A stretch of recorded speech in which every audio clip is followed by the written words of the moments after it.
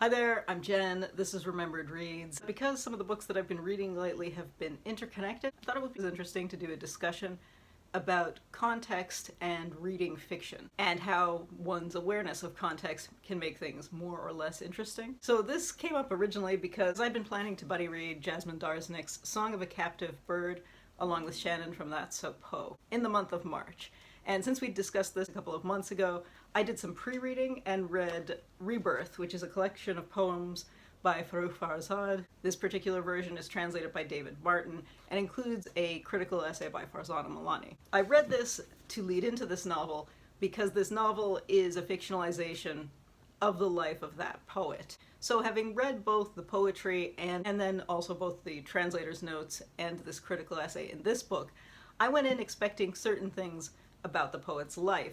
And this book led me to believe that we were getting something different, just even aside from the style. So about 90 pages into this book, I put it down and I went and read the author's family memoir, The Good Daughter. The Good Daughter details primarily the life of the author's mother, who is exactly the same age as the poet, but had quite a different life. Her mother was in a family that was in the process of essentially jumping up a class, and in Iran of that generation, her family had essentially two pressures of, do you want your daughter to be very educated or do you want her to get married? And they tried to play it both ways in a way that just didn't work. So her mother had a failed abusive marriage very young. She was engaged at 12 and was kicked out of school then because they're like, this is regressive and not what the school wanted, so they had to find her new schools.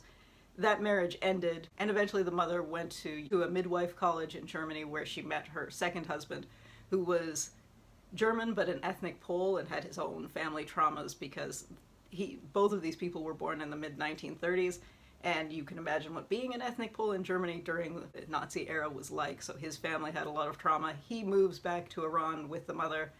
They lived there for a number of years before moving to the United States when the author herself was a child.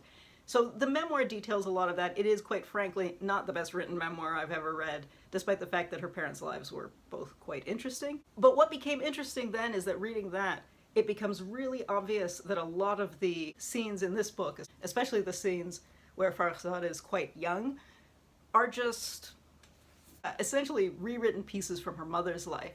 So what we get in here essentially is not really a fictional biography. It's almost an alternative universe version of her mother, where her mother could have become a poet and had this different life. And that's an interesting thing to watch for. This book itself, I did not particularly like the style of. This is very reading group style, where it's designed to be a page turner. It's very, I hate the idea of commercial versus literary, because that implies that people writing literary fiction don't want to sell things, and clearly it's still a business. They're not giving you the books for free, so it's still commercial. But this does feel like what I suppose you would call popular fiction. This is definitely a book that you could discuss with your book club and have a chat. It's very dramatic and over the top in bits, which is not my preference, but if you like that kind of thing, that soap opera level of drama, then I would recommend that to you.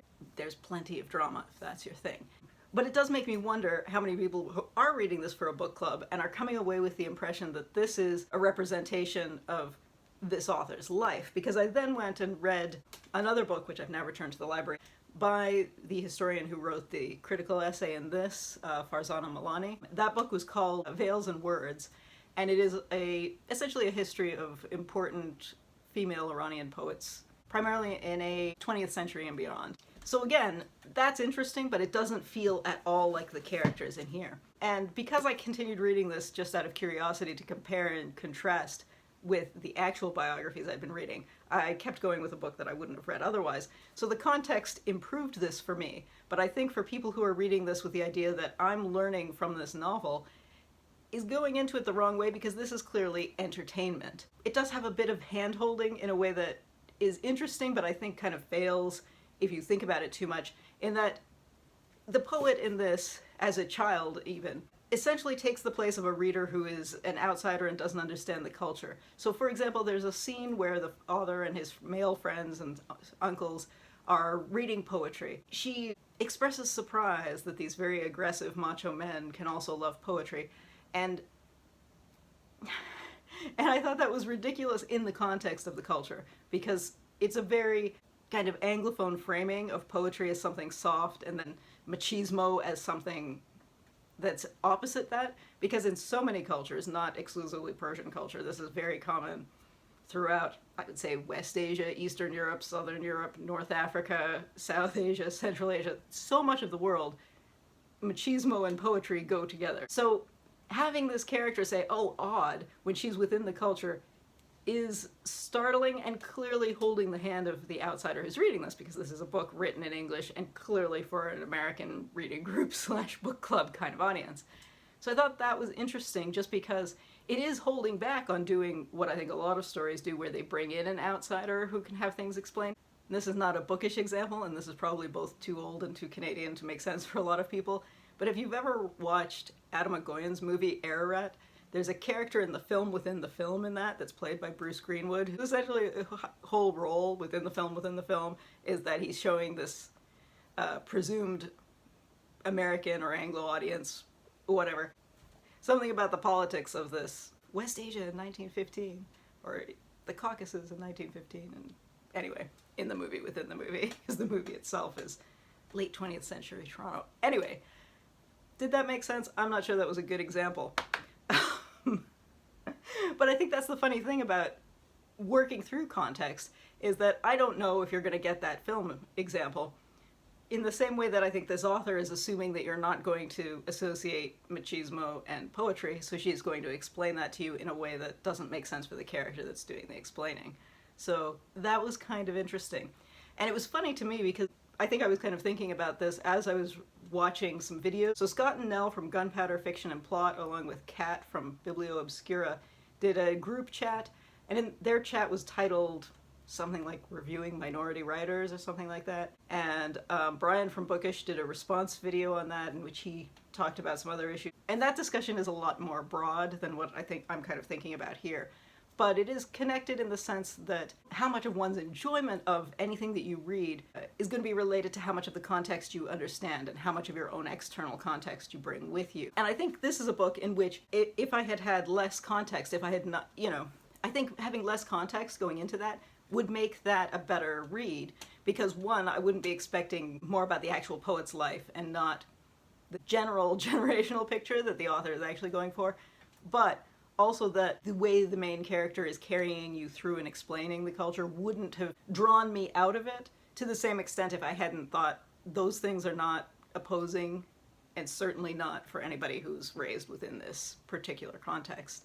So while that did make it an imperfect read for me, the treasure hunt element of finding bits and pieces was fun, so that's why I kept with it even after Shannon dropped out of this. But I think with other things it's not always as obvious that there are multiple things going on, or at least not as easy to find. Because one of the things that came up, especially in the context of those videos that I mentioned, talking about translated work, in which you know that you are not necessarily fully the audience for something. Last week I was reading Sarajevo Blues, which is a collection of short prose that Semezdin Mehmedinović wrote during the siege of Sarajevo in the 90s. This is translated by Ammiel Alcalay. The introduction by the translator in this is almost just as worth it as the book itself, although both I think were fantastic. But in the translator's notes, he discusses the fact that when he started out as a translator with stuff from what was then Yugoslavia, translating things into English, he came up with the problem that your average US or UK publisher wasn't looking for a broad picture, they were looking for a specific kind of ideology. So basically the only Yugoslav writer you would be reading in English was like Andrić, who won the Nobel Prize, and nobody else, because they wanted dissident writing and that was it. So then when the war in the 90s happened, people said, wait, I have no context.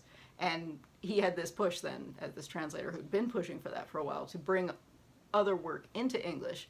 Because how do you even have context if you don't have access to that and you don't speak that language? And even in translation, like I was reading this and there were a couple of references to things that were from the Second World War, which I realized I thought I knew, but I wasn't sure if I knew. So I'm kind of doing some supplemental reading on that now, which is interesting. But I don't know how many other people read a novel or read poetry and think, oh, I need to do more research on that. I think I'm a bit of an oddball in wanting to do that. So anyway, I don't know if this makes sense. I don't know how cohesive this is. I should have written a script. But yeah, if you've read any of these, I'd love to hear what you thought. And if you've read novels based on real people, I'd love to hear if you thought they did a good job of presenting the people, and if you think that's even a worthwhile thing to look for.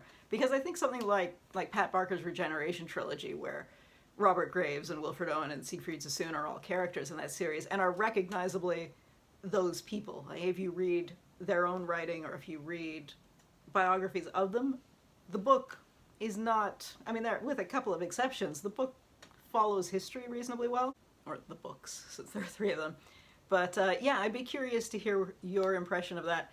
Do you do side research if you read poetry or novels? Does it depend on whether you're curious about that specific thing? Does it depend if you recognize that there's something wrong? And I think that's interesting too, because if I feel culturally adjacent enough to these things that I think, oh, you know, I can see that there's something else going on there, and if there was more distance, would I not have recognized and not even bothered trying to look it up?